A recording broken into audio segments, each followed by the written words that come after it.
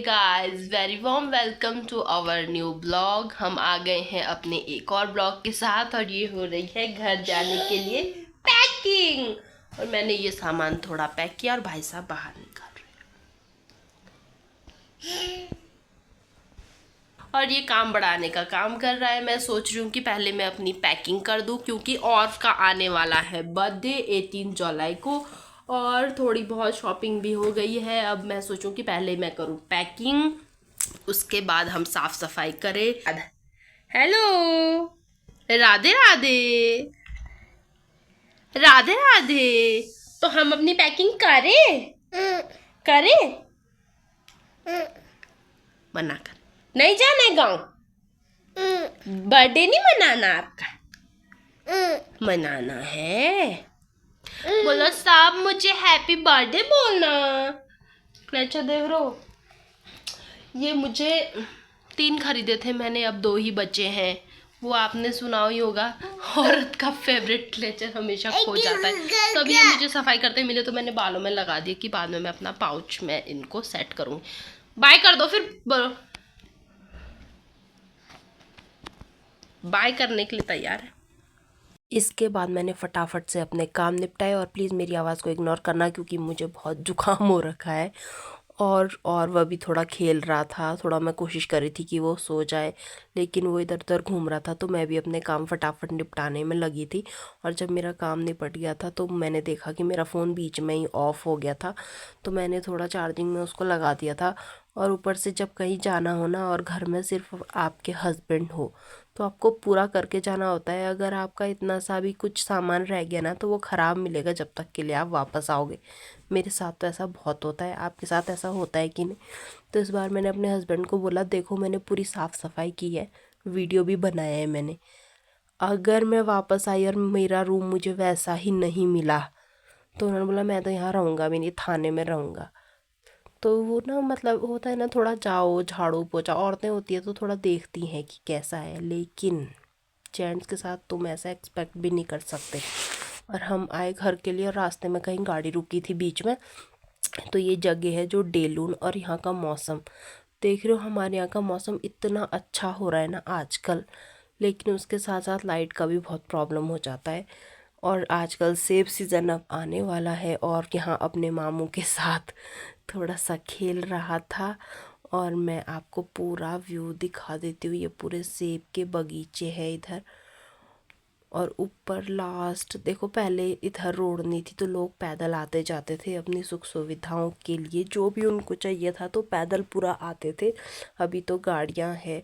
और मौसम देखो कितना अच्छा हो रहा है, पूरा बादल और बिना मतलब धूप भी नहीं है, वो अच्छा वाला मौसम होता है ना जो खुशी आ जाती है जिससे चेहरे पर, वो मौसम हो रखा है।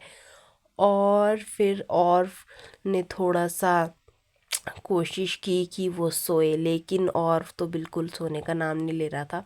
और देखो ये सेब के पूरे बगीचे हैं और अभी हमारे भी मैं आपको दिखाऊंगी आगे।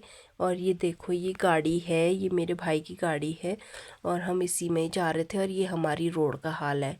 जब मैं 8th में पढ़ती थी तब मैं फ़र्स्ट टाइम गाड़ी में आई थी गांव के लिए, इससे पहले हम पैदल आते थे।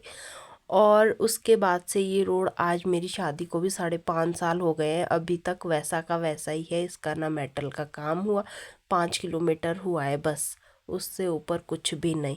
अब जाके हम पहुँचे हैं मैंजनी अपने घर और मैं और के कपड़े चेंज करवा रही हूँ क्योंकि यहाँ पे बहुत ठंडा है। और अभी शायद लाइट भी गई है क्योंकि ये चार्जिंग वाला बल्ब है, आपको बहुत ही कम दिखाई दे रहा होगा। और फ़िलहाल मुझे सामान चेक करना है और के बर्थडे का जो अरेंजमेंट है उसका। और फ़िलहाल मुझे जाना है लिस्ट देखने कि क्या क्या रह गया है और क्या क्या नहीं। और के बर्थडे के जो गिफ्ट्स हैं वो एडवांस में आने लग गए हैं। आज हमें ये मिला है पाउच, और तो सारी जो गिफ्ट की अनबॉक्सिंग होगी वो हम लास्ट में करेंगे जब बर्थडे हो जाएगा। उसके बाद एक और गिफ्ट है, वो शायद आप लोगों ने फ़ोटोज़ में भी देख लिया होगा। सबसे जो फर्स्ट गिफ्ट है और के बर्थडे का, वो आया और की मौसी की तरफ से, जो कि हम आपको बाद में दिखाएंगे। और सेकंड गिफ्ट आया है ये अभी, और ये दिया है मंजीत की एक चाची है, मेरी चाची सास, उन्होंने दिया है। तो उनको हमारी तरफ से बहुत बहुत थैंक यू। और चलिए ब्लॉग कंटिन्यू करते हैं। फ़िलहाल ऑर्फ के करते हैं कपड़े चेंज, क्योंकि यहाँ बहुत ठंडा है।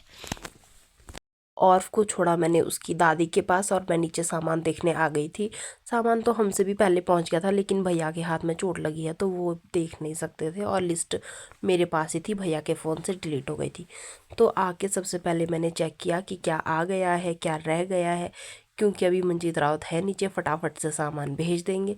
और क्योंकि एट द एंड कभी हो जाता है कि ये रह गया वो रह गया, तो पहले से ही अगर थोड़ा देख लो कि क्या नहीं रहा, क्या आ गया क्या रह गया, तो फिर उस हिसाब से अपना अरेंजमेंट हो जाता है। और फिर बर्थडे वाले दिन हमने पूजा भी रखी है, और तो उसी लिए थोड़ा सामान वगैरह हम इकट्ठा कर रहे हैं। तो सामान देखते देखते आप देखो कितना अंधेरा हो रहा है बाहर, और मेरा कैमरा भी ढंग से सेट नहीं हुआ था। पर चलो जो भी है, फ़िलहाल मैं आपको दिखा रही हूँ। फिर मैंने सारा सामान किया वापस पैक, और मैंने देखा क्या क्या है क्या क्या नहीं है।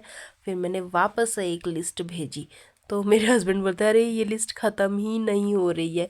आके और को लगी थी बहुत तेज़ भूख, और मेरी जो सास है उन्होंने बनाए थे सिड़कू, तो और को दिया मैंने। तो मैंने कहा चलो ये तो एज अ फिंगर फूड भी हो गया, और के लिए उसने खुद से खाया। उसको इतनी भूख लग रही थी ना, क्योंकि जब नीचे मैंने रोटी बनाई तो उसने खाई नहीं, ना दूध पिया। तो मैंने कहा चलो बच्चों को ज़्यादा फोर्स करना भी नहीं चाहिए। तो अभी अभी आया है भैया का फ़ोन कि हमारे आ रहे हैं मेहमान। कितने? 5। और मेहमान है मेरे मायके वाले। तो शुरू करते हैं डिनर का प्रोग्राम, और देखते हैं क्या बन पाता है शॉर्ट नोटिस पे।